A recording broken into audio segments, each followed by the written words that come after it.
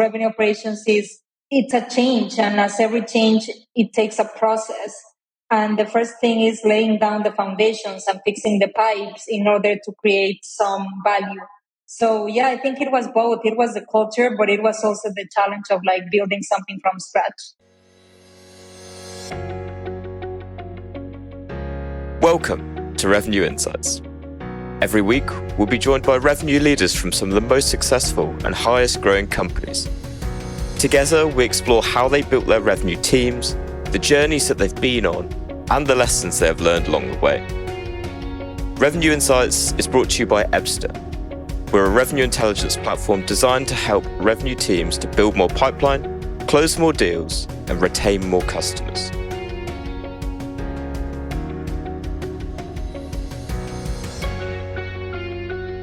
Hello there, listener. Welcome back to Revenue Insights. Today, I'm picking the brains of Lorena Morales. She's the Director of Global Digital Marketing Revenue Operations at JLL.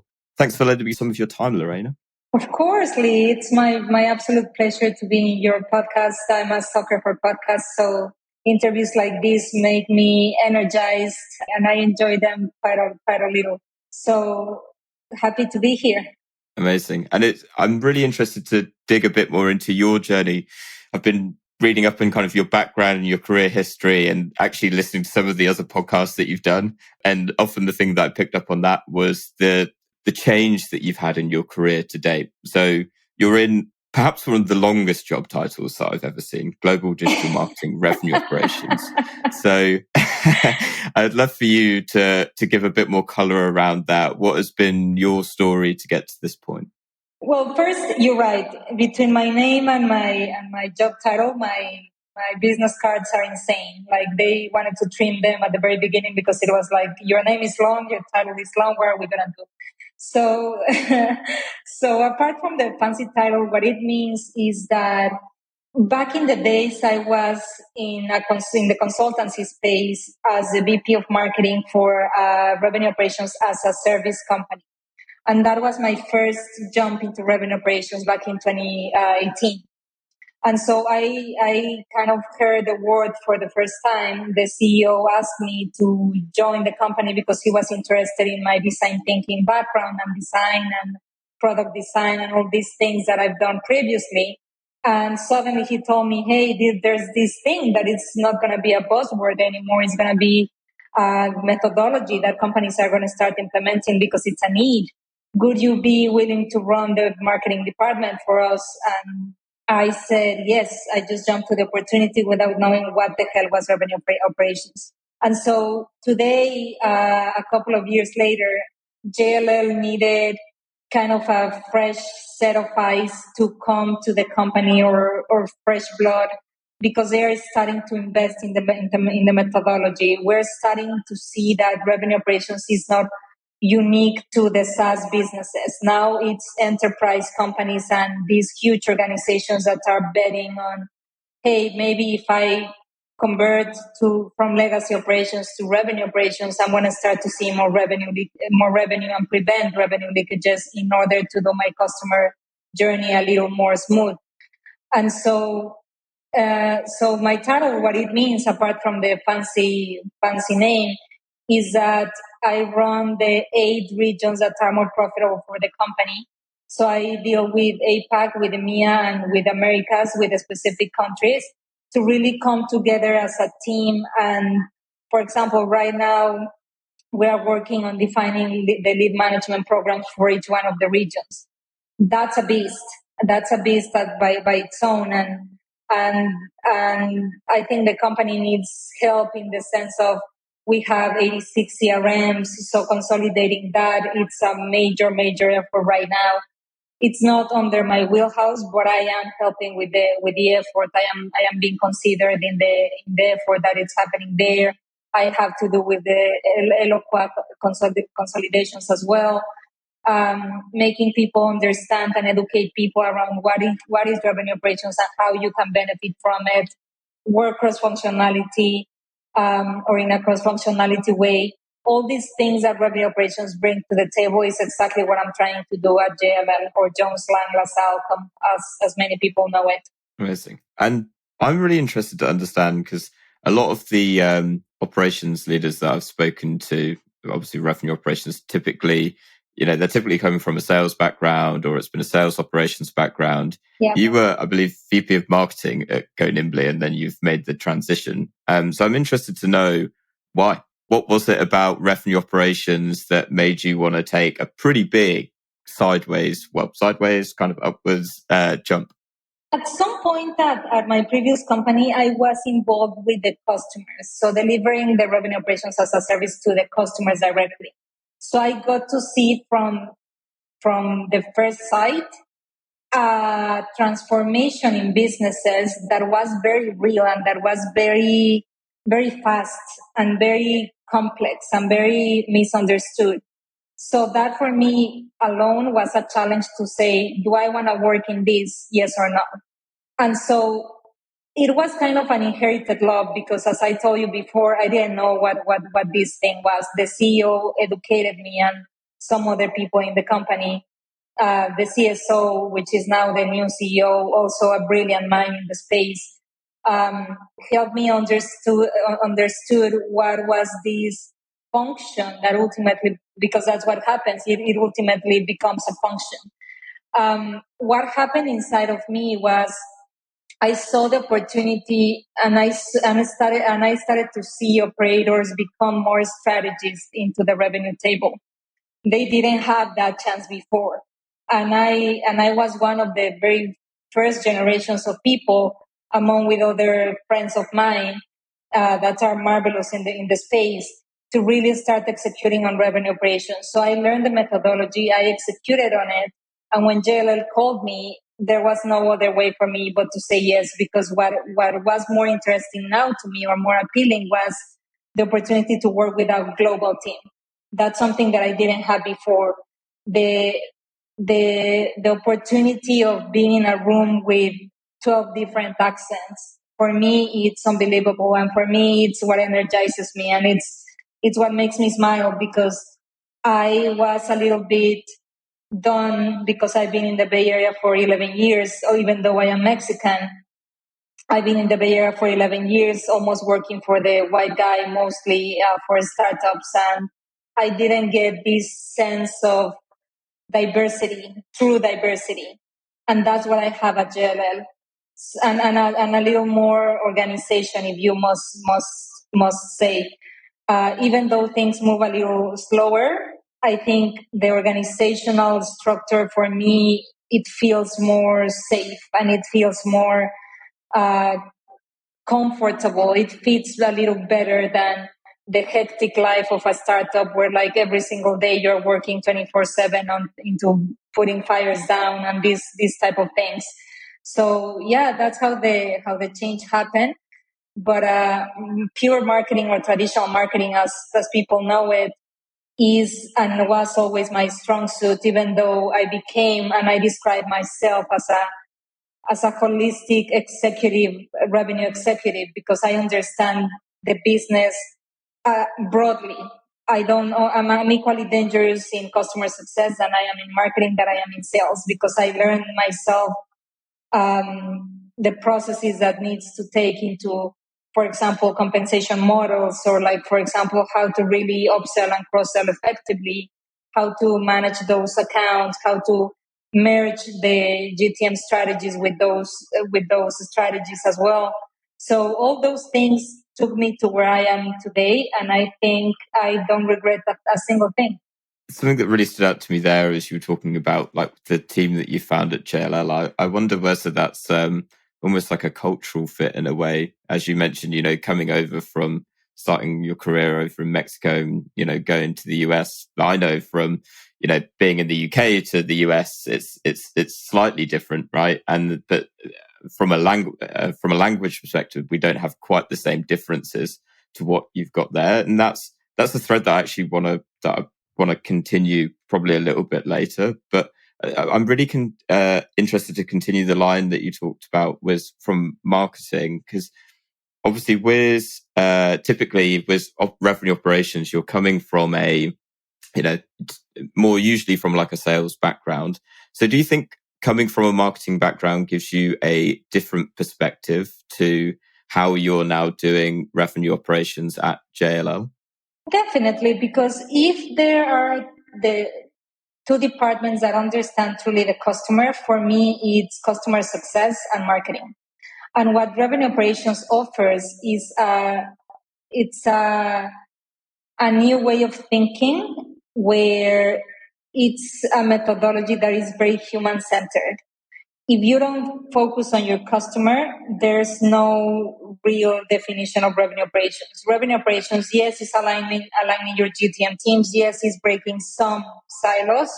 Yes, it is finding the revenue leakages. Yes, it is working with the systems. Yes, all these things.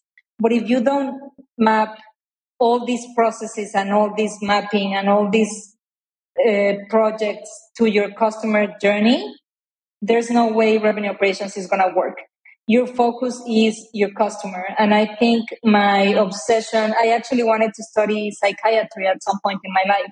I just decided that I didn't want to spend uh, 10 years at school knowing that I have my own problems, right? Like, how am I going to solve other problems if I have a million by myself?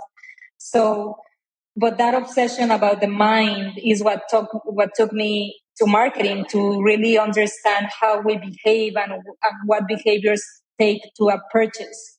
And so that aspect alone, I think, helps a bunch on seeing how revenue operations works with other departments, especially the GTM teams, but also product, finance, and other teams that are not always talked about. I feel like I'm cut very much from the same cloth in the sense of I also love the idea of, studying psychiatry at some point. And perhaps it's something that brings people into marketing where you just want to understand the people that you're trying to reach out to, right? But really interesting that ultimately has enabled you to bring together like a perspective of all the different teams that you're then working with. And so on that note then, what was it about the role at JLL that really attracted you to it? We've talked a little bit about the culture. Was it just that, or was it kind of beyond what JLL was trying to achieve that attracted you into it? I think, Lee, what attracted me to it was that it's never been done before. This is a role that is absolutely new to the company. Even though we do have revenue operations in a sister company, JLL, the big JLL, does not have revenue operations anywhere. So this is a role that it's building from the scratch. And me, I think a part of me is always gonna want to be a builder and a builder of things and a creator. And I think that's what incentivizes me to keep doing good work. And so when they offered me the opportunity of like, you're gonna build this function from scratch, there was no other way than to say, yes, absolutely, I'm interested. Has it been easy? Hell no. Hell no. It's been a roller coaster because you're dealing with an organization of 100, I think we're 110,000 employees right now, or 109,000, something around those lines. It's a massive company. You don't iterate as easily as you can in a startup. You don't see sprints as easily as you can see in a hyper growth company. And so these things eventually they started to hit me to say like, okay, probably the value that I'm going to bring to the company is not going to show as fast as it would show in another company. But my boss knew this, and my manager now knows that the value that my team is going to bring, it's not going to be visible probably until 2024, 2025, because revenue operations it's a change, and as every change, it takes a process. And the first thing is laying down the foundations and fixing the pipes in order to create some value. So yeah, I think it was both. It was the culture, but it was also the challenge of like building something from scratch. I love that. And curious to know at first then, you mentioned that you're building the team. Could you just give a bit more context on what your team looks like now? Yes. So my team looks like, as I said, we are in charge of the 8 more profitable regions. They are called the J8s. And so the J8s are India, Japan, China, Australia, UK, Germany, France, and the Americas. And so right now, my team, I have a director of revenue operations in EMEA who is my eyes and behaves as my second or my right hand in the EMEA market because he understands the business better than anyone. And then I have his equal in APAC, a very talented woman that has been with the business again, like I believe like 4 years or 6 years. So really talented people around me. Then I have an analyst because that's one of my weaknesses. Data is something that I understand and that I am really dangerous at, but I understand it on the high level. So if you show me a Salesforce dashboard, I'm not going to crack, but I'm not going to be the person that goes and analyzes the numbers because that was never part of my career. So that's why I have an analyst. And then on top of that, I have a program manager and a lead management agency of about 12 people that are in charge of the lead management programs in JLL. So it's quite a big team for something that a lot of people don't understand yet. But it's a very nimble team and it's a very agile team because we are starting to implement new tools at the company that the company honestly was afraid to try. And so far it's been shown a success. And I think that's what I am good at recognizing the talent that I see and to make that larger than life. And so I'm really good with people and people trust me for some reason. And I think that's one of my strongest suits in my career. Yeah, and I think the point that really stood out to me there was you mentioned no one really knows what revenue operations is. Well, that's really what brings us here today, right? Is to try and get our heads around it a little bit. And so I appreciate the transparency. So in terms of like building it from scratch, you've got your team starting to come together. In terms of like some of those early challenges that you're working through when you got through the door on your 30, 60, 90 days and you were taking stock of everything that you were going to be building around and building from, what challenges were you faced with at that point? The first one is going to sound a little kind of like, oh my God, going back to 2000. But the first thing they didn't have a CRM by any chance, or no, the first thing that I saw was that there was not a common definition or understanding of the taxonomies or what is an MQL or an SQL or an SAL. And even though Forrester right now has this methodology called the demand waterfall framework, where you're not supposed to measure MQLs, but you are supposed to measure opportunities. JLL is not there. JLL is a little behind that because of the size of the organization and because digital marketing is fairly new. It's a fairly new department. So one of the first challenges was, how do I make sure that people understand what is an MQL globally? So because what was an MQL in Japan was never going to look the same in Germany or in France or in the US. And people had a hard time understanding what was the difference between an inquiry, an AQL, and an MQL. So reporting was a big, big challenge. And it's still a big challenge, but I think it's a challenge that is controlled now. And the only piece that it's kind of creating a little chaos is the data that we have to chase the salespeople, that not necessarily everyone is inputting the information in the CRM. So things that are very revenue operations, it's exactly what we're trying to solve right now. But the low-hanging fruit was definitely lead management, for sure.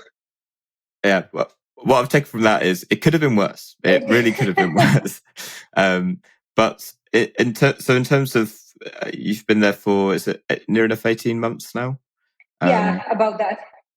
So about a year and a half. And obviously, given we're recording this right at the end of November, and you kind of alluded to it earlier, but what's a project that you're working on right now that you're particularly passionate about fixing? I'm guessing we've come on a little bit since getting common definitions for lead status. So what's something that's really top of mind for you? So right now it's putting the right tool stack in the hands of the business. And by the business, I mean the salespeople. So since it was a very, some of the processes were very old school and they worked for a while. But now the new generations at JLL are starting to believe that the more intel you have in the accounts, the better you can target them and the better you can offer some value. So I think one of the projects that excited me the most was bringing a chatbot to the website.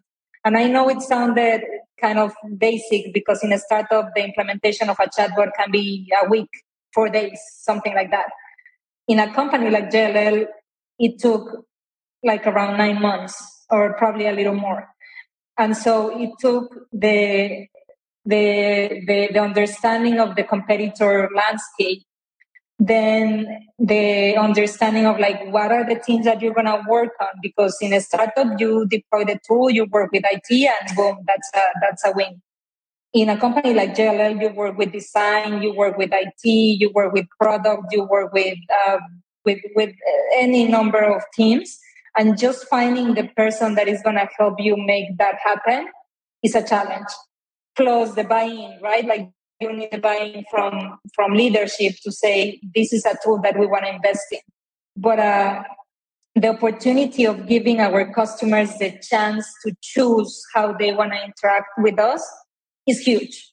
It's huge, and right now it shouldn't be maybe. It should be a given. It should be people want to interact with us at their own times and their own moments and their own ways.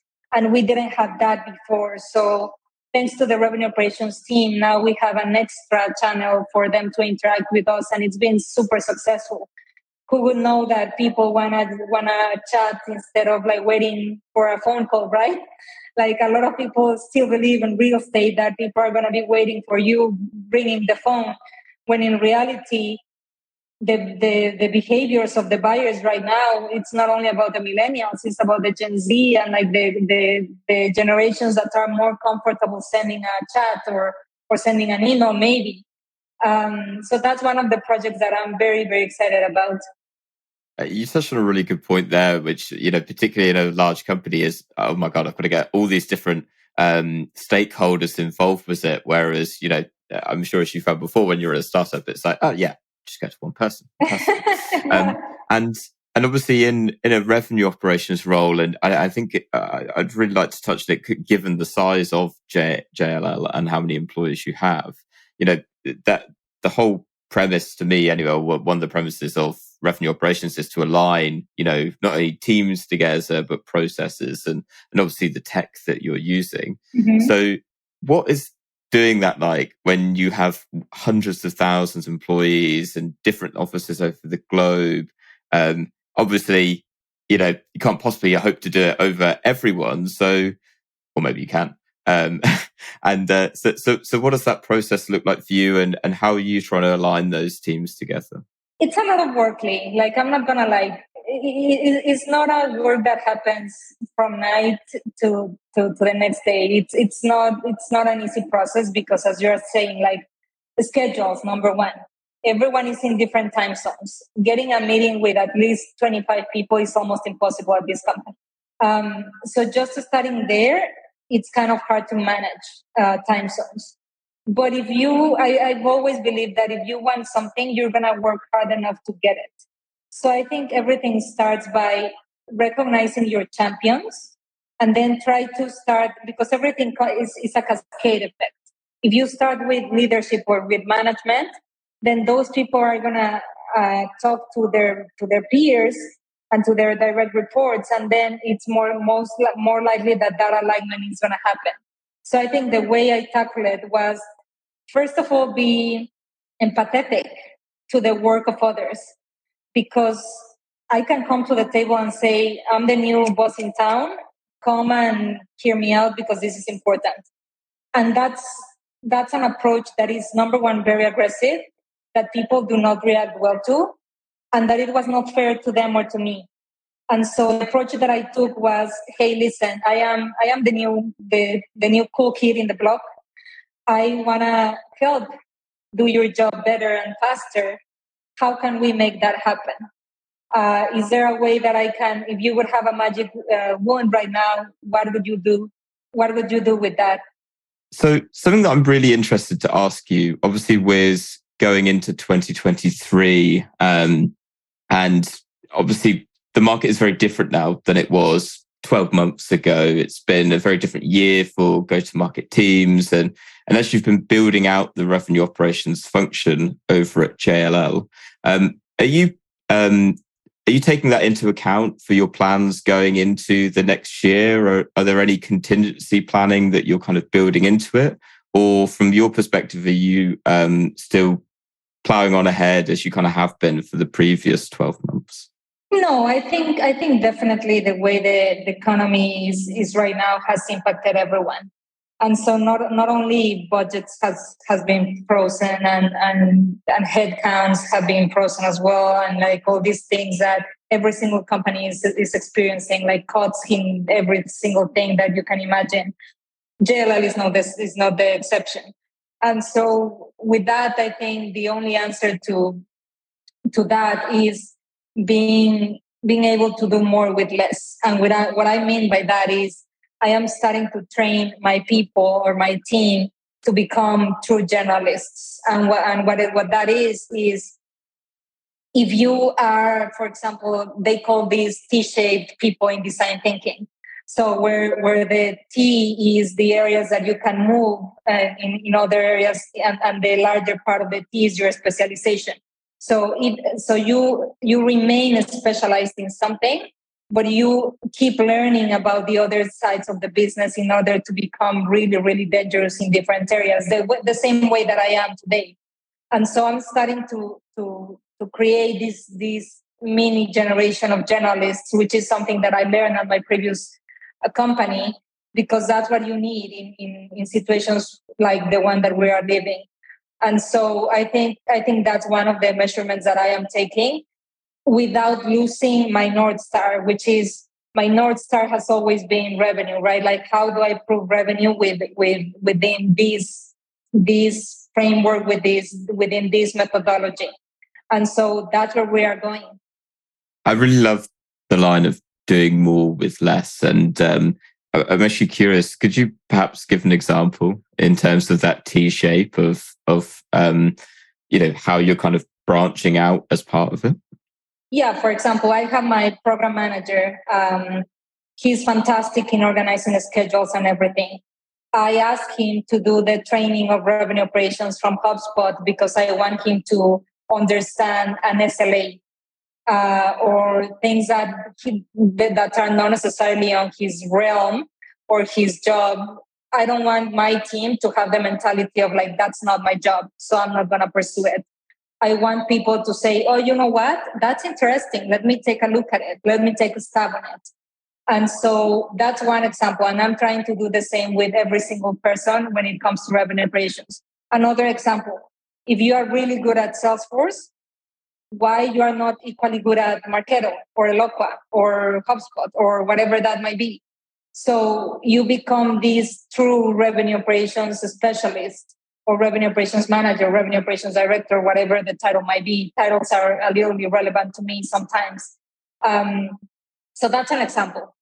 It's a really interesting way of, I guess, it's development really for people that are in revenue operations, right? And I tend to find with revenue operations in particular, you're looking at the entire customer journey as we were talking about earlier. And to your point of doing more with less, it's very much looking at it and going, okay, what are we doing already? What do we need to be doing more of to ultimately help us generate more revenue, and ultimately what we should also be doing less of as well, right?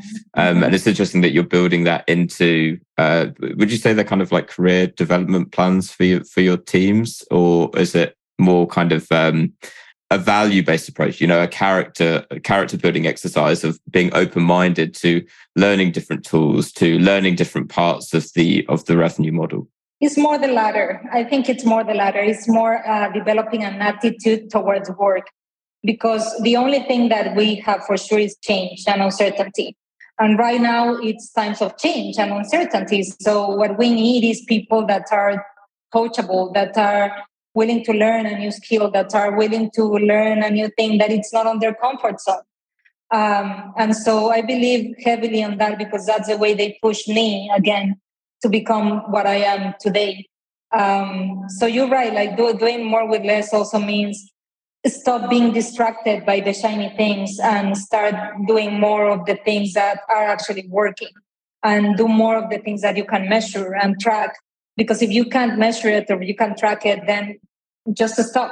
There's no other way, just to stop. Yeah, 100%. And I want to circle back round to something that we talked about much earlier in the conversation, and something that we were kind of talking about pre-show, of the different cultures. And obviously, I know your background coming from Mexico, moving into working in, really the hub of it all at startups in San Francisco. So I'd love to know a little bit more about what your experience has been like, what that culture change was like, and then also what you found yourself going through that journey, ultimately to becoming an executive, moving up to more of an executive level at JLL. Oh, that's a question that is really close to my heart, because it wasn't easy. Honestly, I thought back in Mexico that the cliche of the Mexican not being loved in the US was only that, a cliche. But turned out that it was very true, and that we are very discriminated in many industries, and in many instances, we are not done discriminating people that we don't understand or that they don't come from the same background that we do. So for me, it was changing everything, Lee. It was changed the way I eat. For example, the people here eat at 12 p.m. I used to eat at 3 p.m. The type of foods that I would find, they were different. The humor, until today, there are times that it's hard for me to understand jokes around people that are my peers, because culturally humor comes from precisely from the culture. And so it was everything. Understanding businesses, it wasn't the same. Like the way you apply to a job in Mexico City is not the same that you apply here in the US. I had no idea what the hell was a cover letter. Such a thing what didn't exist in Mexico City. So you change your entire soul in order to look for a better life, or what you believe it's a better life. So far, after 11 years, if people keep telling me, like, would you do the same? Because I recently got my green card. And it was 11 years after people told me, like, would you do it again? And my answer is no. No, because there is no need to make a human pass through the most painful system probably in the world. Like the United States has one of the most penalized immigration system of the entire world. If you go to Canada, it takes you 5 years or 6 years to get a residency. If you go to Europe, it's the same thing. People are willing to open their frontiers to immigrants. That's not the case in the United States. So I think the people that we come here and we say we are going to stay no matter what, we are a different breed of people. And and it has shown over and over again, because the other Mexicans that I get to meet here and in New York and in Austin and in San Diego and in other cities, I see myself in them and they see their results in myself. And I think that's why we connect, and that's why I understand that no one is replaceable in a workspace. No one is replaceable in the personal life. So everything in this life is a journey. And it just happened that my immigration journey was a little longer than it should have been.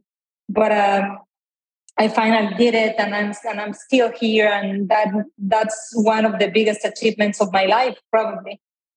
100%, and I appreciate the openness around it as well, because ultimately, the decisions that we make and the journey that we inevitably follow, I find tends to shape who you are. And it's quite interesting that, to your point, if you were given the option to do it again, would you? And now it's being no on this occasion. It's one of those. To me, it's always one of those unanswered questions of, well, I wonder what would have happened instead. What direction that you would have taken. Yeah. Would you have gone down the same route and gone into marketing and then all the way into operations, or would you have been you might have been a psychiatrist? Yeah, exactly. Or maybe a an actress or like something very dramatic. I don't know. But here we are, and I am in marketing, thank God, and in revenue operations, and I am very happy with where I am in life today. Yeah. Well, that brings us to a lovely point to ask the final question then. If there is one book that you would recommend to other operations leaders, marketing leaders, revenue leaders, which would it be? Recently, I had to, because I believe in this guy tremendously, David Gerhardt. It's CMO at Drift. Today, he's running his own thing, and he does fantastic content. So he recently released Founder Brand, and he talks about how he built the Drift brand based on the story of the founder and how you should do that over and over again. Very interesting aspect of how to build a brand around a business. But I think more than that, that's a business book. But more than that, a book that really changed my perspective of things is called A Whole New Mind by Daniel Pink. It's unbelievable. Like, people, if you're looking to read a book that is going to change your perspective of things, this is the book. It talks about how the right side people or the right side brainers were not considered in the past because we were seen as the creative people, or that the creative people didn't really bring anything to the table. And now how those right brain people are going to kind of rule the world because the way we see things is unique. So it's very, very interesting. So those are two books that I recommend to everyone. And then Anti-Fragile by Nassim Taleb, because I think in spaces where you are feeling that you don't know where to go or you don't know what to do, for me, being anti-fragile, it was never about going back to the state that things were. It's about changing and evolving into a new type of human. And that's what anti-fragility means, how to break a system in order to make it better at the end. But you have to break it first, precisely. So those are three books that I recommend to everyone. So yeah. I love that. I was most of the people that listen to this podcast are listening at home, so they're not watching this video. But this is the first time that I've had a guest that has mentioned a book that I actually have in the book stack that sits behind me, because I've got. Which one you have? Yeah, I've got. I was reading Founder Brand earlier this year, so I can second that recommendation. Yeah. The word, by the way, resilient. I don't believe in resilience. I don't believe in that word. Like, I hate it. It doesn't speak to me at any level. So instead of resiliency, let's start being anti-fragile. Like, that's something that it's more powerful. But anyways, Lee, yes. Anyways, I love that though. I disagree, but I think that's a whole different conversation that we can talk about another time. Lorena, it's been wonderful to chat to you. For anyone at home, I know you're really active on LinkedIn. You do loads of podcasts. And if anyone at home, anyone listening would love to connect with you, learn a little bit more and see more about what you're talking about, where can they meet you? You just hit it in the nail in the head. LinkedIn is the best way to reach out to me because I don't reject anyone. I am very active in my messages, and just reach out there or in Twitter. On Twitter, I am at Morales Lorena SF. On LinkedIn, I am at Morales Lorena. So find me there, connect with me, and I'm very happy to hold a conversation always. We'll make it even easier and put it in the show notes. So well, thank you again, Lorena, for a wonderful conversation and 3 great book recommendations as well. And thank you to the listeners. We will catch you next week. Thank you all. Bye-bye. Thanks for listening to Revenue Insights. If you want to learn more, subscribe to our newsletter and we'll deliver every episode straight to your inbox.